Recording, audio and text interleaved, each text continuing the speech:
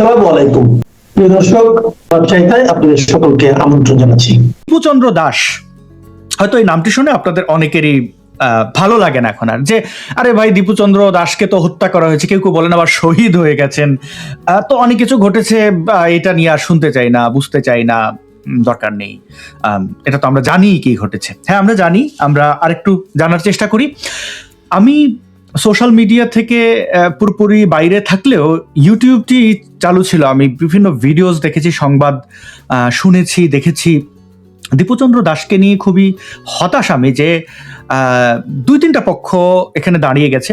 প্রথম যে পক্ষটি, তাদেরকে আপনারা চেনেন, তৌহিদি জনতা, যারা ভিন্ন মত, ভিন্ন পথের মানুষের মৃত্যু, হত্যা বা যে কোনো ক্ষতিকে পুঁজি করে তারা একটি শব্দ খুব প্রাউডলি বলে, সেটা হচ্ছে আলহামদুলিল্লাহ ফি নারি জাহান্নামা বা জাহান্নামী, এই ধরনের কথাবার্তা বলে। অর্থাৎ কাফের মুশরিক মারা গেছে, আলহামদুলিল্লাহ, এবং তারা জাহান্নামে যাবে, এই বিষয়গুলো তারা নিশ্চিত, আল্লাহর সাথে তাদের কথা হয়।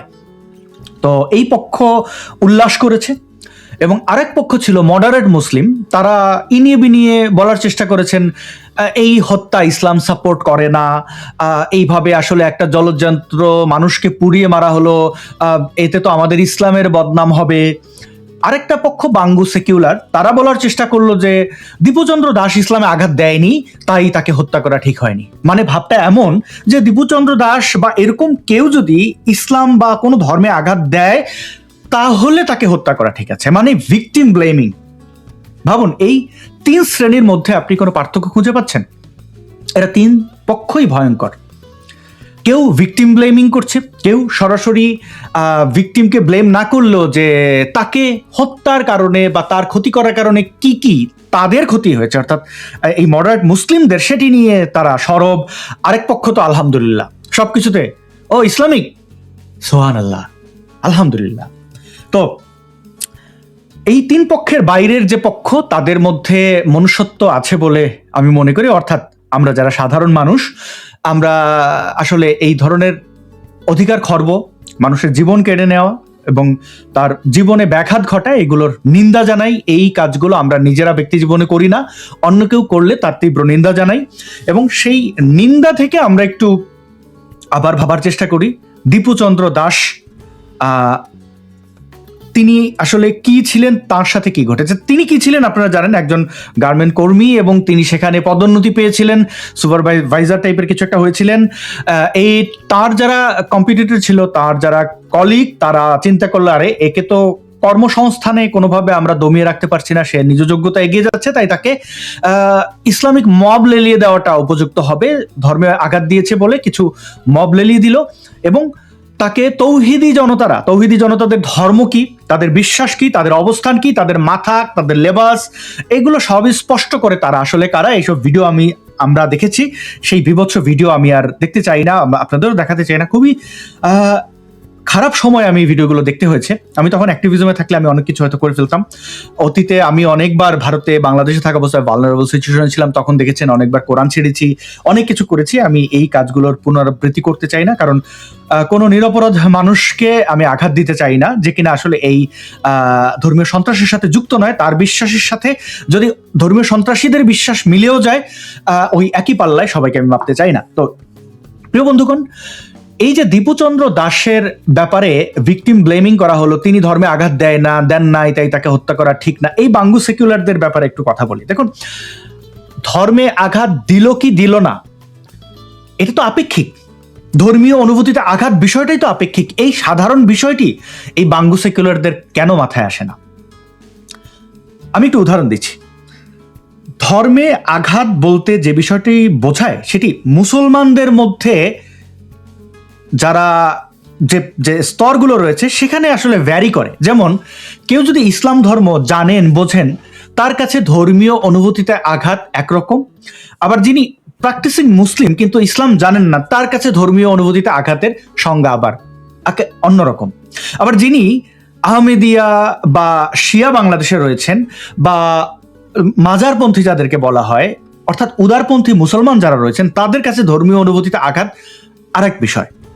এবার আমরা একটু ফ্যানাটিক তৌহিদি জনতাদের ধর্মীয় অনুভূতির ব্যাপারটি ভাবার চেষ্টা করি। যারা ইসলাম জানে না, সেই সকল মুসলমানদের কাছে গিয়ে যদি আপনি ইসলামের স্পর্শকাতর কিছু বিষয়ে কথা বলেন, তাহলে তারা কিন্তু খেপে যাবে। তারা বলে বসবে যে হ্যাঁ, তুমি আমার নবীকে ডাকাত বলেছো, তুমি আমার নবীকে ধর্ষক বলেছো, তুমি আমার নবীকে ভণ্ড নবী বলেছো। এই কথাগুলো তারা বলবে, কারণ তারা কোরআন হাদিস জানে না।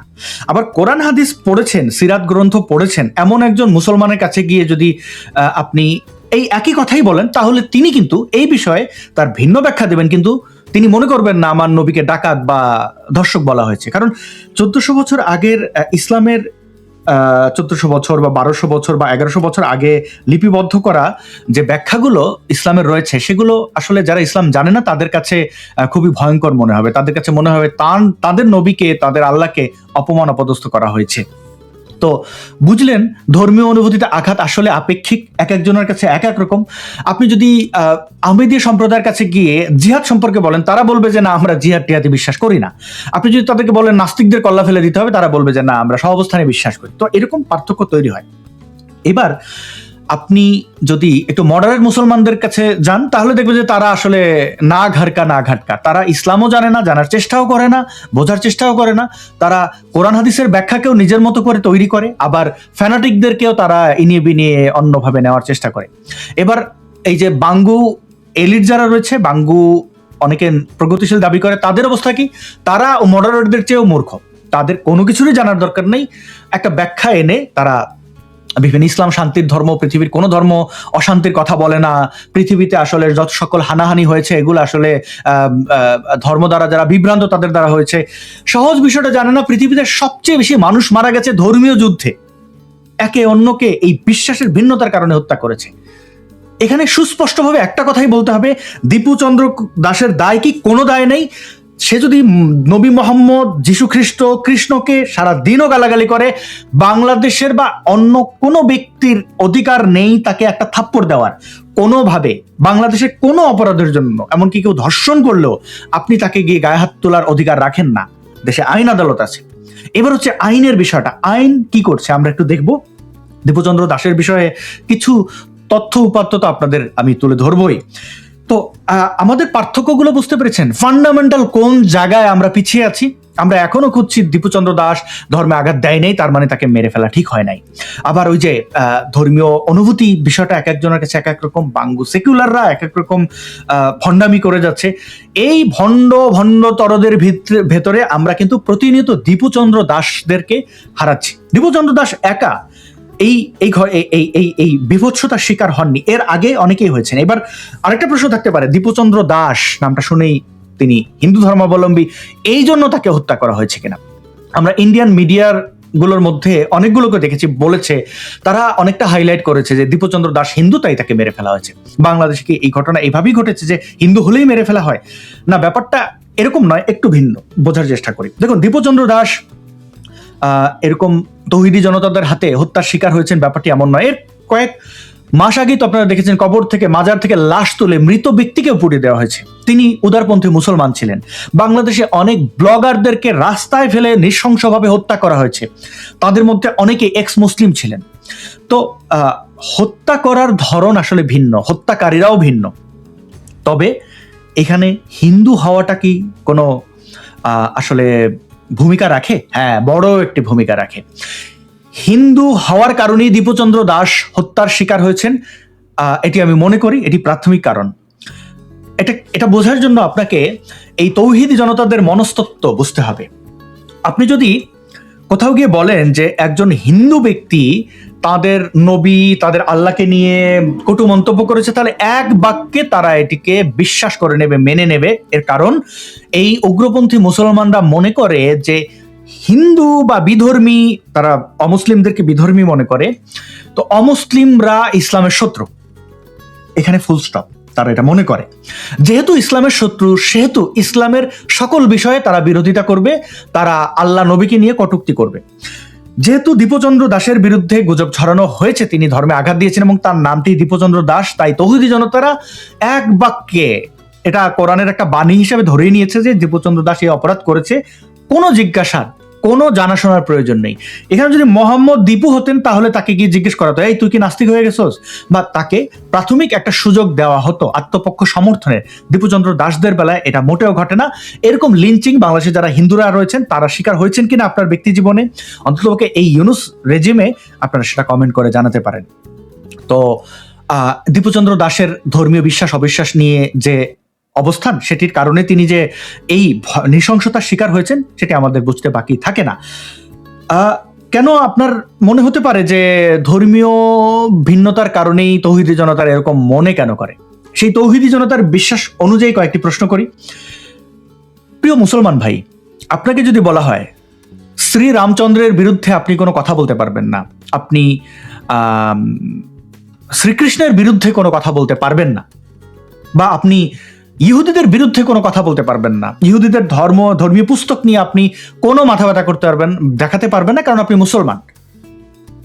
এই প্রশ্নটি আপনাকে করা হলে আপনি কি বলবেন? তখন তেলে বেগুনে জ্বলে উঠবেন এবং বলবেন, হ্যাঁ আমি তো মুসলমান, আমার কি যায় আসে ইহুদিরা কি বিশ্বাস করে তা নিয়ে, আমার কি যায় আসে কৃষ্ণকে রামকে তার সমালোচনা আমি কেন করতে পারবো না? হ্যাঁ, কৃষ্ণ তো অনেকগুলো বিয়ে করেছে, হ্যাঁ রাম তো সীতাকে ফেলে চলে গেছে, সে তো গাদ্দার, এরকম, হ্যাঁ সে তার স্ত্রীর সাথে গাদ্দারি করেছে, এরকম মানে নানান আপনি কথা গলগল করে বলে যাবেন এবং চর্বিত চর্বণ যা কিছু সব ঢেলে দেবেন কিনা? তখন কিন্তু আপনার ধর্মীয় অনুভূতি, ধর্মীয় বিশ্বাসের, আপনার ধর্মীয় স্বাধীনতা, ধর্মীয় অধিকার প্রশ্নটি জেগে আসবে। কিন্তু একই জিনিস যখন একজন হিন্দু ধর্মাবলম্বীকে আপনাকে প্রশ্ন করা হয় যে আচ্ছা, একজন হিন্দু ধর্মাবলম্বী কি নবী রাসূলদের সম্মান করতে বাধ্য, আল্লাহকে সম্মান করতে বাধ্য, ইসলামিক নিয়মকানুন মেনে এই দেশে বসবাস করতে বাধ্য? আপনি বলবেন হ্যাঁ অবশ্যই, তাকে আজান শুনতে হবে, তাকে ওয়াজ মাহফিল শুনতে হবে, কোথাও কোরআন তেলাওয়াত করা হলে সে দাঁড়িয়ে দাঁড়িয়ে শুনবে, নবী আল্লাহকে নিয়ে কোথাও কথা উঠলে সে হযরত মুহাম্মদ সাল্লাল্লাহু আলাইহি সাল্লাম বলবে, আল্লাহকে সম্মান করবে। এই কথাগুলো কিন্তু আপনি বলবেন। এই যে ডাবল স্ট্যান্ডার্ড, আপনার বেলায় 16 কলা, তার বেলায় কাঁচকলা।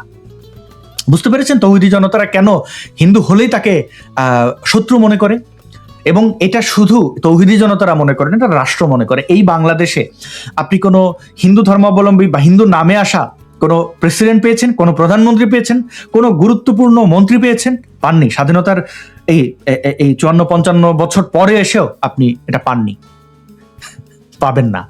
এটাই রাষ্ট্র কর্তৃক আসলে ভিন্ন মত, ভিন্ন পথের মানুষদের এইভাবেই পিছিয়ে রাখা হয়। আপনি একই দৃশ্য ভারতে দেখবেন না। ভারতের প্রেসিডেন্ট মুসলমান থেকে হয়েছেন, এখন যিনি প্রেসিডেন্ট আছেন তিনি আমাদের বাংলাদেশের ভাষায় ক্ষুদ্র নৃগোষ্ঠী, উপজাতি তো আদিবাসীদের মধ্য থেকে তাদের প্রেসিডেন্ট আছে। আমরা দীপুচন্দ্র দাসের ব্যাপারে রাষ্ট্রযন্ত্র যে জড়িত এই বিষয়টি কাউকে আমি বলতে শুনিনি। আমি দুঃখিত। আমি যতগুলো ভিডিও দেখেছি, আমি যতগুলো পডকাস্ট শুনেছি, আবার ভণ্ড নাস্তিকদের বক্তব্য শুনেছি, তাদের পক্ষ থেকে একই চর্বিত চর্বণ, দীপুচন্দ্র দাস আসলে ইসলামে আঘাত দেয়নি, তাকে মেরে ফেলা ঠিক হয়নি, সে আসলে এটা বোঝাতে চায়নি, সে আসলে সেই শহীদ হয়ে গেছে। কেউ আবার বলছে আরে বেটা দীপুচন্দ্র দাস শহীদ হতে গেছে নাকি? তো এই ধরনের কথাবার্তা আমি শুনেছি কারোর কাছ থেকে। এটা এই যে রাষ্ট্র, এই যে ইউনুস জ্ঞানযুক্ত এই ভায়োলেন্সের সাথে, সেই বিষয়টি কেউ নোটিস করেননি। আমি একজন প্রথিতযশা আইনজীবীর একটি ফেসবুক স্ট্যাটাস দেখাই, যেটি ডিসেম্বরের 24 তারিখ তিনি লিখেছেন।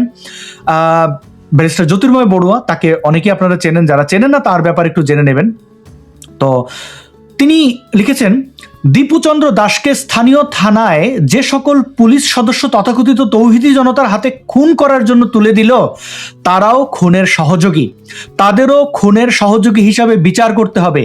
এটি প্রশাসনিক বিষয় নয়, এটি প্রশাসনিক বিষয় নয়, সুস্পষ্ট হত্যাকাণ্ডে সহযোগিতা। এদের বিচারের কথা ভুলে যাওয়া যাবে না। এই খুনের বিরুদ্ধে কিংবা তার আগের সব রকমের নৃশংস ঘটনার প্রতিবাদে সরব না থাকা এবং রাষ্ট্রীয় ব্যর্থতার কারণে আজ রাঙ্গুনিয়ায় 5 পরিবারের দরজায় তালা মেরে আগুন দেওয়ার ঘটনা ঘটেছে, এরকম আরো ঘটবে। তিনি এটি কোট করেছেন রাঙ্গুনিয়াকে। আইন শৃঙ্খলা রক্ষায় ব্যর্থতার দায় কেবল স্বরাষ্ট্র উপদেষ্টার একার নয়, যাদের আইনসঙ্গত দায়িত্ব আছে অথচ নিষ্ক্রিয় থাকছে, তাদের বিচারের মুখোমুখি করতে না পারলে এসব বন্ধ হবে না। বিচার দৃশ্যমান হতে হয়, অর্থাৎ বিচার নিশ্চিত করতে হয়। সত্যিই তো তাই। 24-এর পট পরিবর্তনের পরে পত্রিকা হিসেবে প্রথম আলো ও ডেইলি স্টারে হামলা প্রথম হলেও গণমাধ্যমে হামলা প্রথম নয়। এর আগেও সময় টিভি, 71 টিভিতে আক্রমণ, লুটপাট হয়েছে।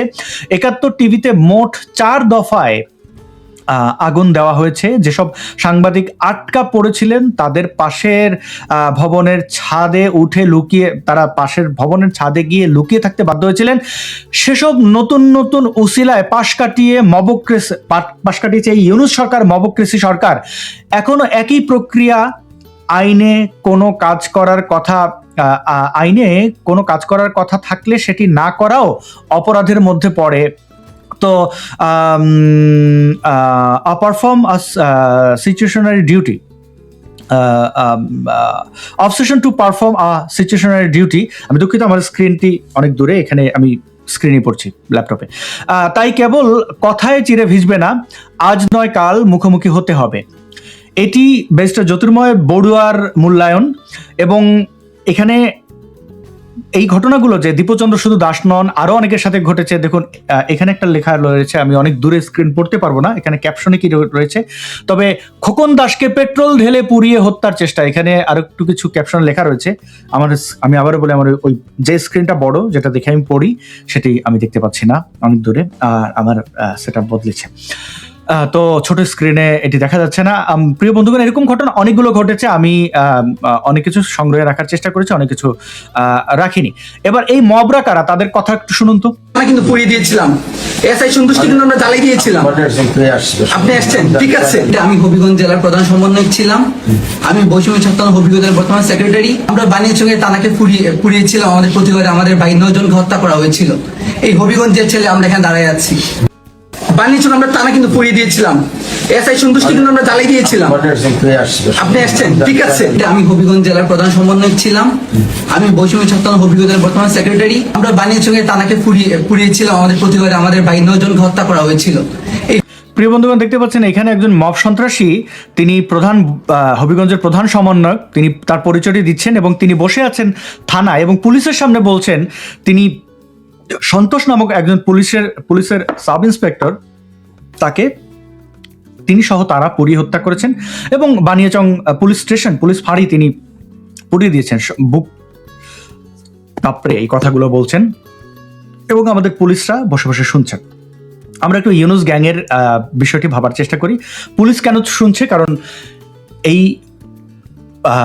পরিবর্তিত পরিস্থিতি, অর্থাৎ এই মবক্রেসির যে সরকার, ইউনূস সরকার ক্ষমতা দখলের পর থেকে পুলিশ হত্যার কোনো বিচার করা হয়নি। তাহলে পুলিশ কিভাবে মবদের হাতে দীপুচন্দ্র দাসদেরকে তুলে দিয়ে আসলে তাদের জীবন বাঁচায়নি, বা তারা আসলে তাদের অস্তিত্ব টিকিয়ে রাখার জন্য একটি অন্যায় হতে দেয়নি, সেটি আমরা কিভাবে বুঝবো? তো পুলিশ হত্যার বিচার কে করবে?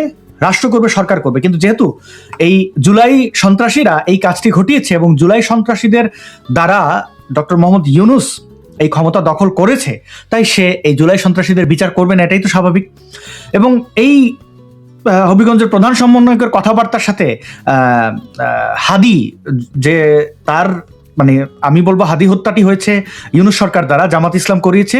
এখানে এজেন্সি জড়িত থাকতে পারে, অথবা জামাত শিবিরের প্রশিক্ষিত অস্ত্রধারী সন্ত্রাসী যারা এই যে মুগ্ধর মতো অনেককেই হত্যা করেছে স্নাইপার দিয়ে, তারাই এই একদম প্রিসাইজ অ্যাটাক করে হাদিকে হত্যা করেছে। তো এই মব সন্ত্রাসীরা পুলিশকে আসলে অনেকটা দমিয়ে দিয়েছে।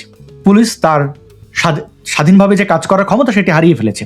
এবং ইউনূস গ্যাং, দেখেন এই দীপুচন্দ্র দাসের ঘটনাটি পরে দেখেন এই যে হাদি, সেটা নিয়ে সবাই মাতামাতি করলো, প্রোফাইল পিকচার বদলালো, কিন্তু দীপুচন্দ্র দাসের ব্যাপারটি যেন অনেকটা বৈধ, যে আচ্ছা তাকে হত্যা করা হয়েছে, ওকে মবরা করে ফেলেছে, তৌহিদি জনতারা করে ফেলেছে, এইসবের শাস্তি নিশ্চিত করা হয়নি। এর আগেও অনেকবার ধর্মীয় সন্ত্রাসীরা আসলে যারা এক্স মুসলিম, অর্থাৎ ইসলামের সাথে বিদ্রোহকারীরা বা যারা হিন্দু ধর্মাবলম্বী রয়েছেন, বৌদ্ধ ধর্মাবলম্বী রয়েছেন, তাদের উপরে নির্যাতন নিপীড়ন চালিয়েছে। আপনারা নাসিরনগরের ঘটনা জানেন, আপনারা রামুর ঘটনা জানেন, আপনারা কুমিল্লার নানুয়ারদিঘির ঘটনা জানেন, আওয়ামী লীগের আমলে কি কি ঘটেছে, এর আগে বিএনপির আমলে কি কি ঘটেছে, পূর্ণিমা রানী শীল, আপনাদের অনেকগুলো উদাহরণ দেওয়া যাবে। এই উদাহরণগুলো আসলে আমাদের কাছে আরো বিভৎস হচ্ছে। দীপুচন্দ্র দাশের মতো ঘটনা বাংলাদেশে এর আগে কখনো ঘটেনি, একজন জীবন্ত মানুষের শরীরে আগুন লাগিয়ে পুড়িয়ে হত্যা করা। আমি আসলে অনেকটা মানসিক ট্রমার মধ্য দিয়ে গেছি এবং এখান থেকে এখন অনেকটাই ফিরে এসেছি। আমি আসলে আর ট্রমায় যেতে চাই না। এটা খুবই বিভৎস। আপনাদের কি মনে হয় যে এই যে কথাগুলো আপনারা শুনলেন, এই কথাগুলো কি আসলে আমাদের সবার বলা উচিত নয়? কি আমরা কি বলেছি, আমরা কি এই সরাসরি ইউনূস সরকার যে দায় এবং তাদের যে মব বাহিনী, তাদের যে বড় রকমের দায় রয়েছে, যেমনি দায় রয়েছে তৌহিদি জনতার, সেই সকল বিষয় কি আমরা পয়েন্ট আউট করছি? আমরা সেভাবে কি আসলে এগুলো প্রতিহত করার চেষ্টা করছি? আমরা করছি না। আমরা বিভিন্ন একটা গোষ্ঠীর দিকে ট্রিগার করছি। আচ্ছা, তৌহিদি জনতারা এটা খারাপ করেছে, তৌহিদি জনতাদের ভালো হতে হবে, তাদের ভালো করে ইসলাম জানতে হবে, ইসলাম শান্তির ধর্ম। আবার কেউ কেউ বলছি যে ওকে, তিনি ধর্মীয় অনুভূতিতে আঘাত দেন নাই, তাকে আসলে হত্যা করাটা ঠিক হয় নাই। ধর্মীয় অনুভূতিতে আঘাত দিলে তাহলে কিছু করলে হয়তো আমরা একটু একটা অজুহাত তো পেতাম এই জিনিসটাকে এড়িয়ে যাওয়ার। এখন যেহেতু অজুহাত পাইনি, আমরা তো আমরা এলিট নাস্তিক, আমরা ভণ্ড প্রগতিশীল, আমাদের আসলে এখন এটাকে সরাসরি সমালোচনা করতে হচ্ছে, এই জন্য সময় ব্যয় করতে হচ্ছে। দীপু ফিপু সমাজের বোঝা, এরা ইন্ডিয়া চলে যায় না কেন, এরকম একটা ভাবসাব। তো মিশ্র প্রতিক্রিয়া আপনারা শুনেছেন, দেখেছেন, তাদের মুখ এবং মুখোশ আপনারা জেনে রাখবেন। এতটুকুই আমি দীপুচন্দ্র দাশের ব্যাপারটি তুলে ধরলাম। আমার এখানে যদি আপনাদের ভিন্ন মত থাকে আপনারা লিখতে পারেন। এবার আপনাদের কিছু কমেন্ট পড়ার চেষ্টা করি। নিউ ইয়ারে নিউ লুক, সেই সুন্দর লাগছে ভাই, হ্যাপি নিউ ইয়ার। আসলে লুক বিসর্জন দিয়েছি, দাড়ি চুল অনেক কিছুই বিসর্জন দিয়েছি জীবন থেকে, এবং বড় ধরনের বিপর্যয় থেকে কাটিয়ে উঠতে গেলে হয়তো অনেকে অনেক কিছু করতে হয়। আমি এতটুকুই করেছি। প্রায় 20 দিনের মতো, যাই হোক সেই বিষয়ে আর না যাই। বাপ্পা তিনি কমেন্ট করেছেন, আসাদ ভাই অনেকদিন পর আপনাকে দেখতে পেরে আমি খুবই খুশি হলাম, হ্যাপি নিউ ইয়ার ভাই। হ্যাপি নিউ ইয়ার, আপনি ভালো থাকবেন আমি আশা করছি। অনেক ধন্যবাদ আপনাকেও, ধন্যবাদ জানাই যে আপনিও ভালো থাকবেন। ইশতেহার নিয়ে, ইশতেহার নিয়ে আমি বলবো। ইশতেহার নিয়ে বলাটাও আমার আজকের লাইভের অন্যতম কারণ। আমি ইশতেহারের সার্বিক আচরণে এত দ্রুত সময় ফিরে আসতে বাধ্য হয়েছে। আমি আর একটু সময় নিতাম, আমার অন্তত দাড়ি বড় হওয়া, চুল বড় হওয়ার জন্য সময় নিতাম। আমাদের বরগুনার গর্বিত সন্তান আসাদ নূর, অনেক ধন্যবাদ। আমি বরগুনায়, আমার মায়ের বাড়ি, গোপালগঞ্জে আমার বাবার বাড়ি, তো আমি বরগুনার সন্তান, আমি মানে একই সাথে গোপালগঞ্জের সন্তান। এখানে মন্তব্য এসেছে পূর্ণ রানী, তিনি বলছেন ইশতার কাদের চ্যানেল, আপনি কার কাছ থেকে দুঃখ পেয়েছেন দয়া করে জানাবেন। ওকে,